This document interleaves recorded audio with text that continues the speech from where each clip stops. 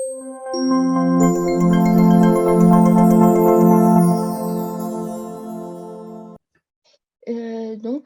me présente, Adela Barbulescu.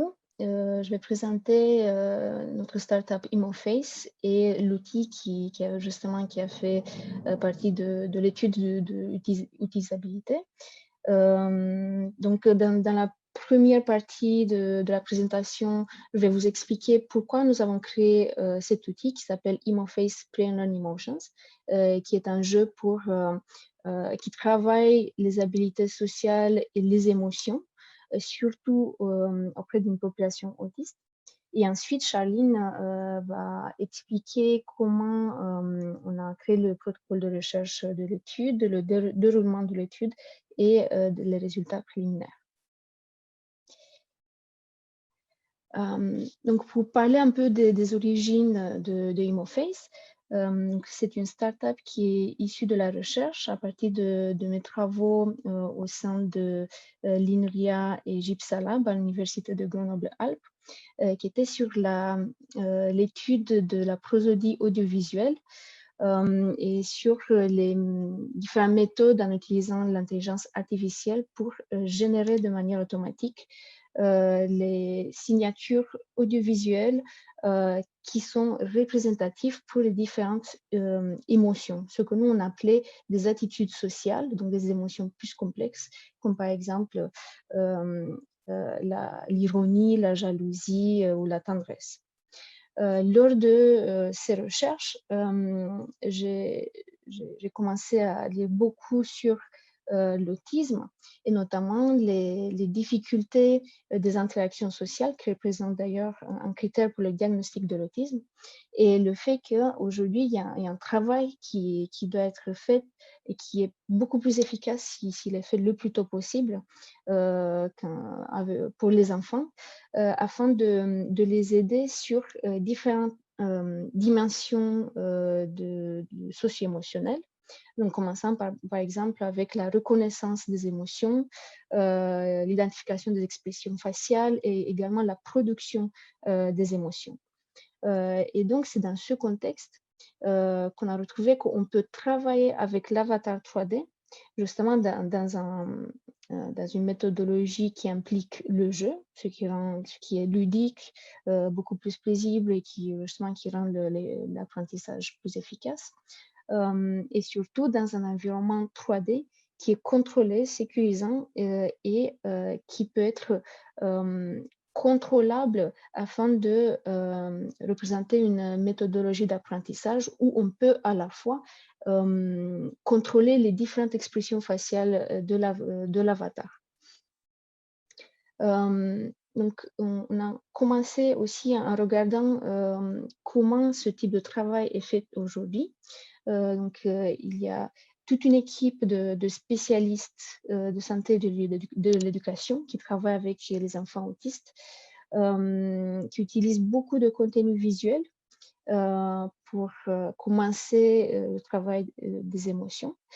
Mais qui normalement ça se passe sur un support qui est figé et qui est loin de la réalité, donc avec des pictogrammes, avec des images, des photographies. Et c'est ici que nous on intervient avec un contenu qui est dynamique, donc on parle bien de l'animation 3D, et qu'on peut modifier progressivement en fonction du niveau de l'enfant et qu'on peut, au fur et à mesure, de s'approcher de la réalité. Le but, c'est effectivement de généraliser l'apprentissage qui est fait dans le cabinet ou éventuellement à la maison. Donc, je prends rapidement les avantages de travailler justement avec les animations 3D. Donc, le fait que ça soit dynamique, le fait qu'on peut également introduire la partie visuelle et la parole. Le fait que ça soit nuancé, donc on peut, aujourd'hui on travaille les émotions de base, mais au fur et à mesure, on peut introduire des émotions plus complexes, on peut également travailler l'intensité des émotions. Le fait que ça soit variable, donc il y a beaucoup de personnalisation possible. Au fur et à mesure également, on peut introduire des situations sociales plus complexes qui sont autour justement de l'émotion. Et finalement, le fait qu'il y a de l'interaction, ce qui est stimulante, qu'il y a un feedback en temps réel pour l'enfant, et du coup, qui s'approche encore plus de la simulation de la vie réelle. Donc notre premier outil qui fait partie de cette étude, Etimofface Play and Learn Emotions, qui s'adresse en même temps aux professionnels de santé et aux familles afin de travailler avec l'enfant. On a conçu ce jeu avec dans l'idée qu'il soit le plus qu'il puisse être utilisé en autonomie par les enfants. Après, toujours accompagné par un spécialiste. Charline elle pourra expliquer plus sur ce côté-là par rapport aux résultats qu'on a obtenus. Donc, je vais faire rapidement une description des différentes sections du jeu. Donc, on a 3 sections principaux. On a créé un parcours avec un total de 30 niveaux et 150 exercices. C'est un parcours prédéfini qui va travailler progressivement. Il va introduire à l'enfant le concept de l'expression faciale. Il va lui diriger l'attention vers le visage. Ensuite, il va faire l'association entre les expressions faciales et les émotions. Ensuite, l'association entre les émotions et différents contextes sociaux qu'on propose pour chaque émotion. Et ensuite, un mélange de ce type d'activités qui sont jouées ensemble dans les différentes dans le dernier niveau. Donc, par exemple, au tout début, un exercice plus simple cherche la même expression. Donc, on a une image cible qui peut être statique ou animée. Et ensuite, 3 stimuli qui peuvent être choisis. Le but, c'est de trouver celles qui ont une expression identique, qui s'assoit avec une identité égale ou avec le même avatar ou un avatar différent. Ensuite, on travaille les émotions. Donc, par exemple, qui est content? On a également les consignes de manière audio. On doit choisir ici l'avatar qui est content. Pour travailler l'intensité, qui est le plus content? Donc, choisir celui qui est le plus content. Ensuite, pour travailler vraiment dans le contexte, on explique dans un premier temps le contexte. Donc, Jules aime faire de la balançoire. Comment est-il quand il fait de la balançoire? Donc, dans un premier temps, on introduit la situation, on introduit le personnage. Donc, ce n'est pas l'utilisateur, ce n'est pas l'enfant, c'est Jules. Il faut identifier l'émotion et ensuite la réaction qui est adaptée pour cette situation. Un autre exemple, pour la peur, Adrien est effrayé par les araignées. Comment est-il quand il voit une araignée? Ensuite, la deuxième section contient ce qu'on appelle des jeux. Donc, le même type d'activités qui sont utilisées dans le parcours, mais cette fois, elles sont présentées de manière indépendante. Ce qui est différent cette fois, c'est que on peut personnaliser encore plus l'exercice pour chaque type d'activité. On peut choisir les émotions qui sont incluses dans l'exercice et on va choisir le niveau de difficulté. Donc, pour le premier type, vrai ou faux, on a la question, font-ils la même émotion, oui ou non? Et ici, on a l'animation.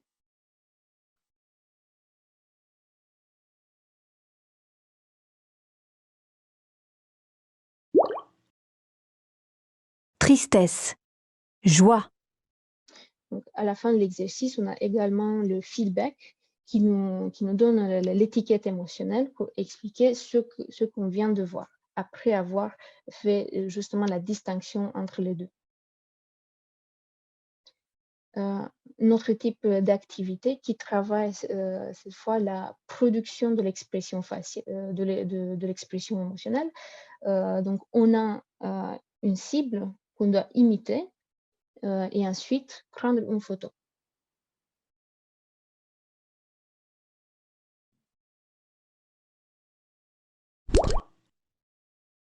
peur, Donc, pour ce type d'exercice, les images sont sauvegardées et selon la disposition de l'accompagnant, qui pourra, par exemple, au passage du temps, voir s'il y a une amélioration d'un point de vue de la reproduction de l'émotion.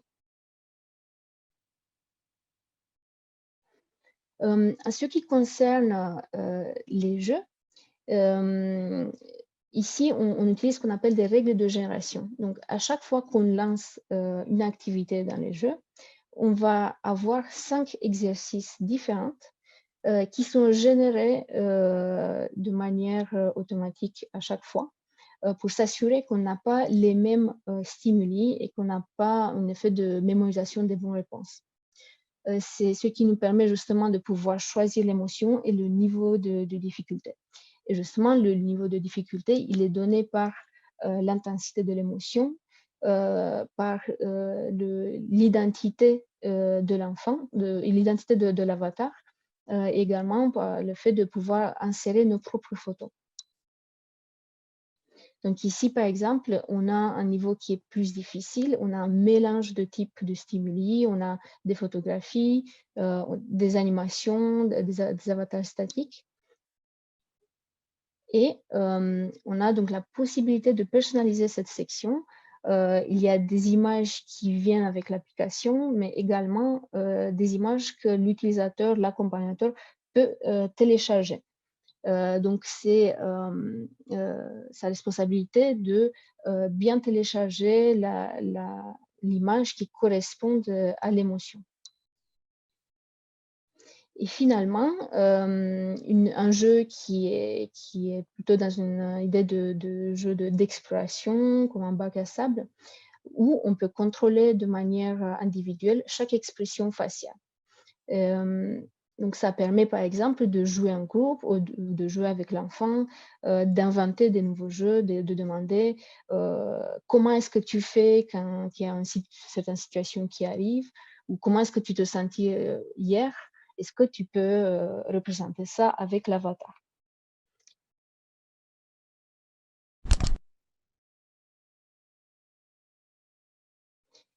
Et finalement, nous avons la section des statistiques qui nous permettent de voir des idées, d'avoir des données sur l'utilisation du jeu en fonction du profil, parce qu'on a accès à plusieurs profils. Chaque enfant il va devoir jouer avec le profil qui a été créé pour lui, ce qui va permettre ensuite de voir comment cela a été distribué dans le temps, quelle était la fréquence d'utilisation et surtout quels ont été les scores des émotions et des compétences travail.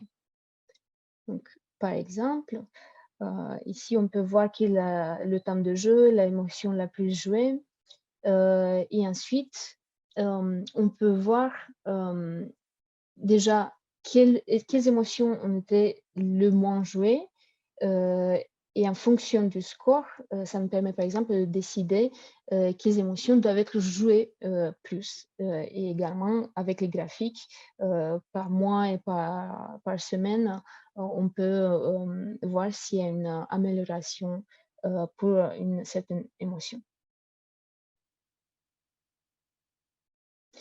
Et maintenant, je peux laisser Shaline nous décrire le déroulement de l'étude. Super, merci beaucoup Adela. Donc du coup, Adela vous a présenté le jeu. Donc vous avez vu, donc il est déjà hyper abouti et prêt à être utilisé. Il a d'ailleurs déjà été utilisé par des professionnels. Et donc du coup, c'est posé typiquement cette question de bon bah maintenant, comment est-ce qu'on évalue si ce jeu il est utilisable et efficace auprès de cette population. Donc du coup, on s'est dit qu'on n'allait pas faire l'erreur de se lancer dans un truc d'efficacité tout de suite, puisque justement, on sait que c'est pas par ça qu'il faut commencer, mais vraiment se dire, OK, quel est l'usage de cet outil, comment il est utilisé, comment c'est reçu par la population. Et donc, du coup, en fait, il y avait plusieurs questions qui se posaient avec ce jeu. Déjà, vous l'avez vu, c'est un jeu qui comporte des consignes très simples qu'on peut entendre à l'oral, donc qui étaient à la base pensées pour pouvoir être utilisées avec des personnes avec déficience intellectuelle. Ça, c'est un gros plus de ce jeu parce qu'en fait, actuellement, dans la littérature scientifique, la plupart des jeux qui sont pensés pour travailler les expressions faciales et les compréhensions de situations sociales, ces jeux-là, ils sont pensés pour des personnes qui n'ont pas de déficience intellectuelle. Sauf que bon, la déficience intellectuelle, ça accompagne quand même l'autisme entre 30 et 50% du temps. Donc, du coup, ça laissait sur le banc une grosse partie de la population avec TSA. Donc là, l'idée, c'était d'avoir un jeu qui pouvait être utilisé auprès de patients qui avaient un TSA, évidemment, mais qui avaient aussi des situations comorbides, donc TDAH, déficience intellectuelle, peu importe. Et il y avait aussi l'idée que l'âge chronologique nous importait peu. Ce qui peut-être pouvait être plus intéressant, c'était se poser la question de l'âge développemental. Est-ce qu'il fallait un certain niveau de compréhension pour pouvoir accéder à ce jeu? Et est-ce que passé un certain niveau justement de compréhension, on se retrouvait à plus profiter du jeu? Donc finalement, c'était plutôt ça la question, c'était à quel point le jeu il est utilisable et pertinent dans l'utilisation auprès d'une population avec trouble du spectre de l'autisme. Est-ce qu'il y a un effet du profil du joueur? Donc, c'est-à-dire, on a regardé l'âge réel, mais aussi les compétences communicationnelles et sociales qu'on a évaluées grâce à la Vineland. Et puis, est-ce qu'il y a un impact dans la façon dont est utilisé le jeu? Donc, typiquement, est-ce qu'il y a un impact du temps de jeu sur les performances après, en pré-test et en post-test, des personnes avec trouble du spectre de l'autisme? Donc, on a recruté très largement. Je vais vous montrer. Ah, est-ce que tu peux passer Adéla, s'il te plaît, à celui d'après? Génial, merci. Donc, on a recruté assez largement puisqu'on a recruté un peu plus d'une quarantaine de personnes. Donc, le protocole, il est décomposé comme ça, comme suit. Donc, vous avez d'abord évidemment le temps de recrutement où on récupère aussi toutes les données démographiques. Donc, c'est ce que je vous disais, sexe, âge réel, âge développemental avec la Vineland. Ensuite, avant que les personnes puissent utiliser le jeu, on faisait des pré-tests. Donc là, ce qu'on évaluait, c'était des compétences de désignation d'expression faciale, de dénomination de celle-ci, des épreuves de tri et des épreuves de compréhension des émotions en contexte. Donc tout ça, c'est des tests, alors soit qui existent déjà et qui avaient été validés notamment dans des mémoires, soit c'est des tests qu'on a fait en utilisant des bases de données en fait d'expression faciale, voilà, mais toujours en se reposant sur des outils existants. Ensuite, une fois qu'on avait évalué tous ces pré-tests, pardon, tu peux revenir à celui d'avant, s'il te plaît. On faisait une période d'entraînement qui était de 2 mois. Alors, on a choisi 2 mois, donc pas au hasard, c'est parce qu'on savait qu'il faudrait quand même un certain temps d'utilisation du jeu. En fait, il existe un jeu qui avait été développé par une équipe française qui s'appelle Je Stimule, c'est l'équipe de Nice. Et ils avaient utilisé le jeu pendant à peu près 1 mois, sauf qu'ils avaient demandé aux personnes de jouer à peu près 1 heure par semaine. Et nous, comme on avait des personnes avec déficience intellectuelle, on s'est dit qu'on ne pourrait pas attendre qu'il y ait 1 heure de jeu par semaine. Donc, du coup, on est parti plutôt sur 20 minutes, mais du coup, on a augmenté le temps d'exposition au jeu. Donc, on est parti sur une exposition de 2 mois. Les 20 minutes par semaine, c'était un objectif qu'on donnait aux équipes qui ont utilisé le jeu avec les enfants. Les enfants pouvaient jouer moins. Ils pouvaient aussi jouer plus. Voilà, c'était comme le sentaient les équipes, mais nous, on leur demandait de faire au moins 20 minutes parce qu'on avait peur qu'en dessous de 20 minutes, on puisse vraiment pas tirer de conclusion. Et donc, une fois l'entraînement terminé, on reproposait exactement la même évaluation que ce qui avait fait au temps 1. Voilà, là, tu peux passer du coup, merci. Du coup, on a recruté 46 personnes avec troubles du spectre de l'autisme qui avaient entre 5 et 35 ans d'âge réel. Ils ont tous ou quasiment tous une déficience intellectuelle.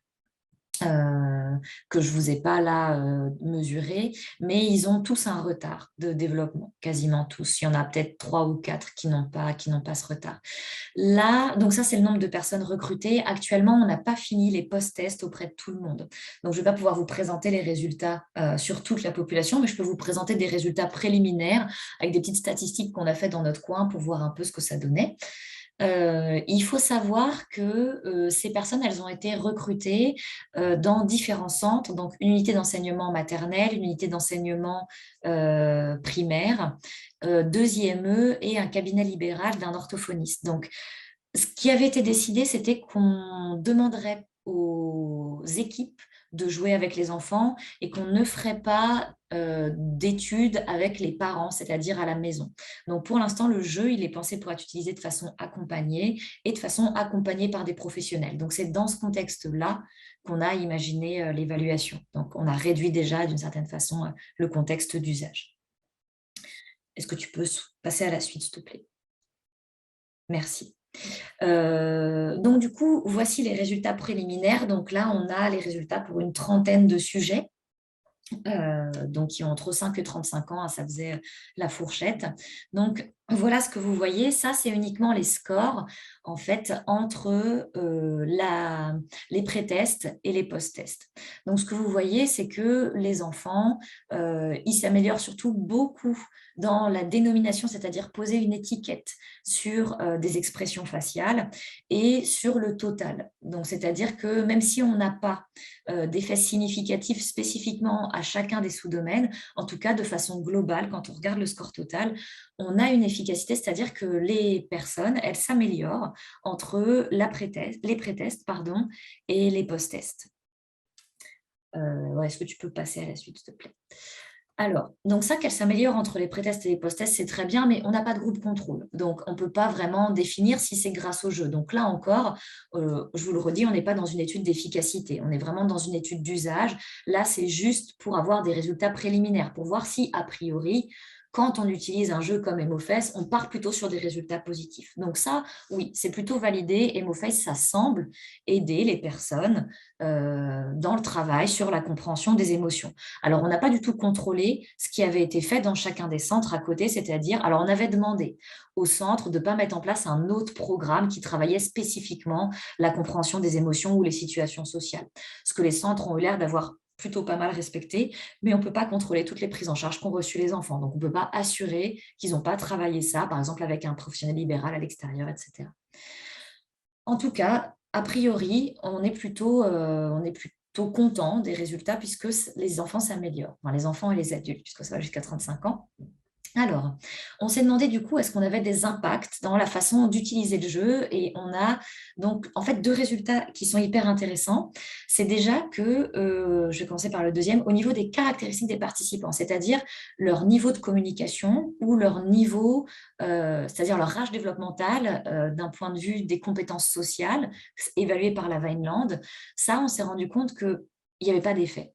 En fait, peu importe le niveau de communication de base et peu importe le niveau de compréhension sociale et d'interaction sociale des personnes à la base, ça ne change pas les résultats. Ça veut dire que du coup, le jeu, il est a priori, semble-t-il, pas spécifique à une population qui nécessiterait un très bon niveau de communication ou au contraire, il fonctionnerait qu'avec des niveaux de communication très bas et il ne profiterait pas au niveau de communication les plus élevés.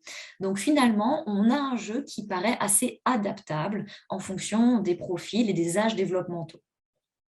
Par contre, ce qui est intéressant, c'est qu'on a un impact du temps de jeu, et ça, c'est un peu contre-intuitif, mais plus le temps de jeu augmente, moins le gain en score est important. C'est-à-dire que bizarrement, plus les personnes ont joué, moins la différence. Alors, il y a toujours une différence entre les pré-tests et les post-tests, c'est-à-dire que oui, c'est efficace, mais plus elles ont joué, moins l'impact du jeu est important. Et ça, c'est un peu contre-intuitif. Au début, on ne s'attendait pas forcément à ce résultat-là, mais en vrai, on pense qu'il y a une raison à ça, c'est que plus le temps de jeu augmente, plus en fait l'enfant, il a été laissé en autonomie sur le jeu. C'est-à-dire que plus les enfants pouvaient jouer seuls, plus ils ont joué beaucoup. Donc, du coup, à ce moment-là, ça veut dire que le professionnel de santé, il est là, il est disponible pour l'enfant, mais il ne joue pas directement avec l'enfant sur le jeu. Donc, du coup, ça veut dire que un des trucs qui est hyper important dans l'utilisation de ce jeu, c'est qu'il faut qu'il soit utilisé accompagné. Plus l'enfant est accompagné dans l'utilisation du jeu, plus il s'améliore finalement. En tout cas, a priori sur ces résultats, sur cette étude. Ça, ce n'est pas la première fois qu'on voit ce genre de résultats, hein. Et MoFES, là, ne nous sort pas un résultat incroyable. En fait, en vrai, ça avait déjà été émis comme hypothèse.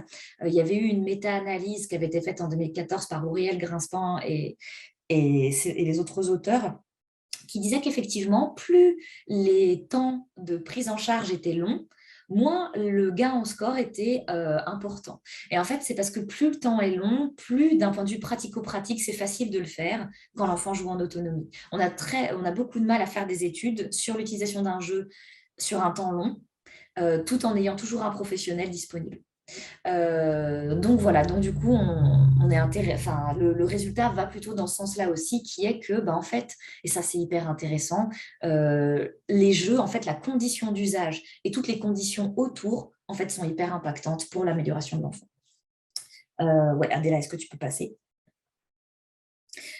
Alors, on a demandé aux professionnels d'utiliser la fameuse étude Delphi que je vous ai montrée tout à l'heure. Donc, du coup, ils sont 16 donc, à avoir donné une note sur 32 à chacune des spécificités des MoFES. Et donc là, ce qui est hyper intéressant, c'est qu'on voit très vite se détacher des scores qui sont moins bons et des scores qui sont meilleurs. Donc là, je trouve que l'échelle, du coup, elle prend tout son sens parce que du coup, ça permet de dire, OK, on a fait une étude d'usage et donc maintenant, la question, c'est qu'est-ce qu'il faut qu'on améliore au niveau du design de l'outil. Et donc, on voit très clairement que, par exemple, les possibilités de personnalisation, elles sont jugées comme insuffisantes, en fait, par la plupart des personnes.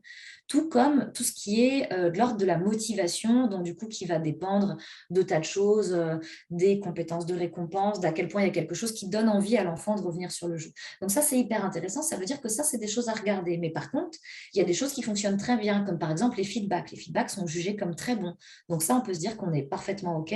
Ou l'accessibilité. C'est facile à comprendre, c'est facile à utiliser.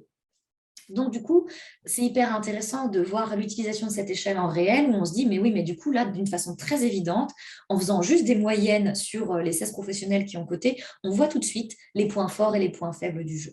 Donc, du coup, ça nous dit que c'est un type d'outil quand je parle de l'échelle, hein, qui peut vraiment être utilisé de façon hyper simple, mais quand même hyper efficace quand on développe ce type de jeu. Est-ce que tu peux passer, Adéla, à la suite, s'il te plaît? On a évidemment regardé aussi la satisfaction des professionnels et donc c'est intéressant à mettre en parallèle avec l'échelle parce que les professionnels finalement ils sont plutôt contents.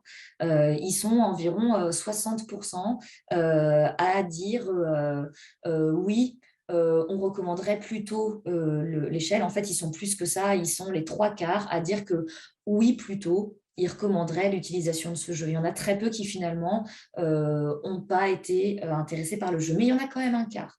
Donc là, on est en train de voir avec eux pour discuter de pourquoi, qu'est-ce qui a pu poser problème, etc. Est-ce que tu peux passer du coup? Voilà, donc juste pour discuter de ces premiers résultats, ce qui est sûr, c'est qu'en tout cas, le jeu, il est intéressant en tout cas, il peut être facilement utilisé auprès de personnes avec troubles du spectre de l'autisme et déficience intellectuelle. Ça, c'est bon, ça a été essayé et c'est utilisable et facile à prendre en main pour cette population dans les conditions d'utilisation qu'on avait données, c'est-à-dire accompagné par un professionnel et avec des temps de jeu qui sont à viser de 20 minutes à peu près par semaine. Les professionnels sont plutôt satisfaits, donc ça, c'est plutôt une bonne nouvelle. Mais on a également des pistes d'amélioration sur les points que je vous ai soulevés grâce à l'échelle d'ICTAS qu'on avait développée. Et puis, il y a des questions qui restent en suspens quand même. La question des effets du centre, en fait, vous avez vu qu'il y avait un IME, des classes spécialisées, mais aussi un professionnel libéral. Et par exemple, c'est très intéressant de voir que le professionnel libéral, il a beaucoup moins aimé le jeu que les professionnels des centres. Donc, est-ce qu'en fait, en fonction aussi du type de professionnel ou de l'objectif d'utilisation, il y a une différence? Est-ce que le cadre d'utilisation, donc plutôt en libéral, plutôt en institution, fait que l'utilisation du jeu est différente? Ça, c'est une vraie question. Il va falloir qu'on se la pose. Et puis, la question de l'efficacité qui est toujours en suspens et à laquelle on n'a pas répondu grâce à l'étude, mais qui va être sûrement une question pour les prochaines. Et je crois qu'on a fini. Ouais, merci.